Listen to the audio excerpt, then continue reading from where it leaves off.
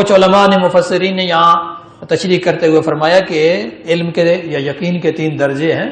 پہلا درجہ علم الیقین ہے، دوسرا عین الیقین ہے، اور تیسرا حق الیقین ہے. مثال یہ دی جاتی ہے کہ ایک بندہ دور سے دھواں اٹھتا دیکھتا ہے تو اس کو یقین ہو جاتا ہے بھئی آگ لگی ہے تو دھواں نکلا ہے. اس کو کہتے ہیں علم الیقین، یعنی دلیل سے اسے یقین ہوا ہے. دوسرا جب وہ قریب جا کے دیکھ لے گا کہ آگ لگی ہوئی ہے تو اب اسے عین الیقین حاصل ہو جائے گا.